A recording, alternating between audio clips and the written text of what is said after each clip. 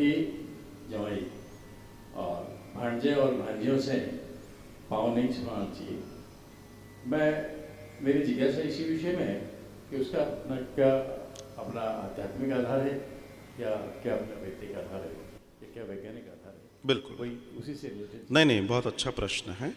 जब मंडप में बैठकर कन्या का दान होता है तो जब पंडित जी मंत्रोच्चारण करते हैं तो वो उस मंत्रोच्चारण का दर्शन ये होता है कि अब आपकी बेटी लक्ष्मी स्वरूपा नारायण को ब्याही जा रही है। तो आपका जवाई उस समय संबोधन होता है उसका नारायण के लिए, जो श्रेष्ठ है। तो वो जो दान दे रहे हैं, हम गोत्र दान कर रहे हैं, तो गोत्र ट्रांसफर जब हम कर रहे हैं तो हम किसको कर रहे हैं? श्रेष्ठ को कर रहे हैं। दान हमेशा श्रेष्ठ को होता है। श्रेष्ठ कौन? जैसे आप जब कोई दान देंगे तो आप किसको देंगे? दान आप देंगे किसी ब्राह्मण को, किसी संत को, किसी मठ में, किसी मंदिर में, यही देंगे। लेकिन आजकल की परंपरा में आप देखिएगा कई लोग पूजा या दान को भी अपनी मेड की बच्ची को, झुग्गी झोपड़ी को, या कहीं और जाकर देकर आते हैं। एक्चुअली वो दान नहीं है, वो मदद है। शास्त्रीय हमेशा ध्यान रखिए शास्त्र क्या कह रहा है। मैं कुछ कहूं उसका कोई मूल्य नहीं है, मगर शास्त्र का मूल्य है। शास्त्र कह रहा है दान श्रेष्ठ को देना है। आप श्रेष्ठ को दीजिए। मान लीजिए आपके यहाँ सत्यनारायण भगवान की पूजा है, आपने 100 रुपए निकाले, किसको देंगे?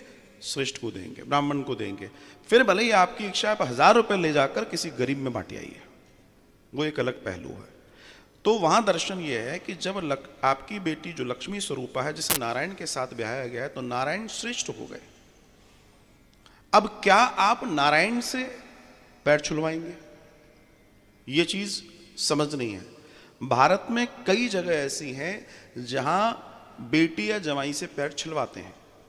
दूसरी चीज, आजकल चूंकि मॉडर्नाइजेशन है तो वैसे तो कायदा ये कहता है कि जवाई के पैर छुए जाते हैं। क्यों? क्योंकि वो नारायण है।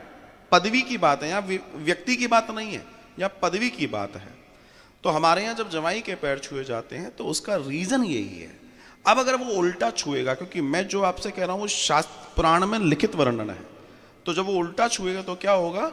हमारे को रिवर्स होगा, हमारे पुण्यों का क्षीण होगा। अब जो बेटी के बच्चे हैं, जो बेटी के बच्चे हैं, वो पैर नहीं छू सकते। किसके? अपने मामा। वो अपने नाना नानी के तो छू सकते हैं, लेकिन मामा पैर नहीं छिलवा सकता। मामा पैर छुएगा क्योंकि वहां ज्येष्ठ हो गए, वो बड़े हो गए। तो मामा को वहां अपनी भांजे या भांजे के चरण स्पर्श कर रहे हैं। शास्त्र का दर्शन है, इससे उसको कोटि कोटि गुना पुण्य की प्राप्ति होती है।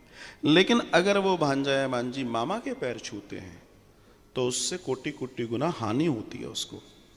ये शास्त्रीय दर्शन। मेरा एक वीडियो अवेलेबल है, आप चाहें तो सर्च करेंगे तो उसमें बहुत ब्रीफ से मैंने इसको बताया है। और नाना नानी के लिए छुएंगे?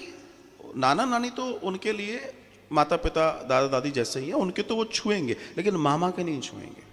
आपने शायद देखा हो कई जगह पर इस बात को बहुत फॉलो किया जाता है कि मामा जो होता है वो भांजे भांजियों के पैर छूता है, ना कि छिलवाएगा।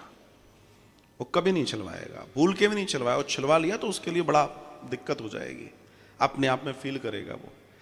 एक दूसरा, जवाई जब बेटी ब्याह गई, वैसे तो बेटियों से पैर छिलवाई नहीं जाते, लेकिन ब्याहने के बावजूद भी जब वो ब्याह गई फिर तो बात ही अलग हो गई, क्योंकि वो आपकी रही नहीं है। पहली बात तो हमारा तो था ही नहीं। अब वो नारायण के साथ, ज्येष्ठ के साथ ब्याह गई है, तब भी आकर वो चरण वंदना नहीं, प्रणाम कर सकती है, राम राम कर सकती है, सब कर सकता है जवाई या बेटी जो भी है, लेकिन चरण स्पर्श नहीं करेंगे। ये उल्टा हो जाएगा, क्योंकि जब आपने विदा करा था तब आपने चरण स्पर्श करे थे, तब आपने ढोक दिया था, लेकिन अब ये उल्टा हो जाएगा। तो ये नहीं होना चाहिए। और ये बिल्कुल वैदिक परंपरा की बात है। जो अपनी वैदिक परंपरा, ये उसका दर्शन है। बाय डिफॉल्ट ऐसा बहुत सारी जगह हो रहा है। चूंकि अभी क्या हो रहा है, अभी के दशक में ऐसा चल रहा है कि अरे ऐसा थोड़ी होता है, वो ओल्ड एज है, हम उनसे बड़ों से पैर कैसे छिलवा लें। मैं कहता हूं मत छिलवाओ, लेकिन छुओ भी मत छिलवाइए, कोई इशू नहीं है। आप उनसे छिलवाएं, लेकिन छुओ भी मत।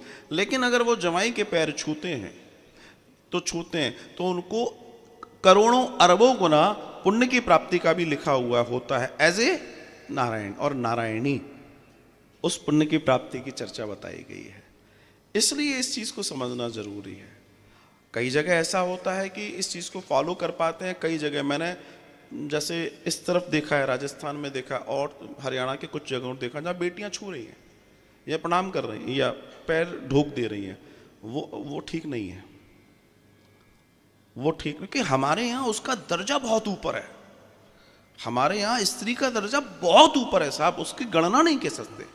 जिसमें कन्या का दर्जा तो अनंत ऊपर है, तो वो तो जननी है, वो तो शक्ति है, वो तो जगदम्बा है, वो तो लक्ष्मी है, और वो जननी है। सबसे बड़ी बात है, इसलिए हम उससे पैर नहीं छिलवाते। पैर स्त्री अपने पुरुष के छू सकती है, क्योंकि वहां फिर वो नारायण वाली व्यवस्था आ गई। बाकी हर जगह ये चीज लागू नहीं है, हर जगह ये चीज लागू नहीं होती। तो फैमिली से फिर रिलेटेड जो भी उस पद पर है वो कोई भी नहीं लेंगे उस प्रणाम को, उस चरण स्पर्श को। प्रणाम राम राम वो ठीक है, वो अच्छी बात है, तो उसे समझना बहुत जरूरी है।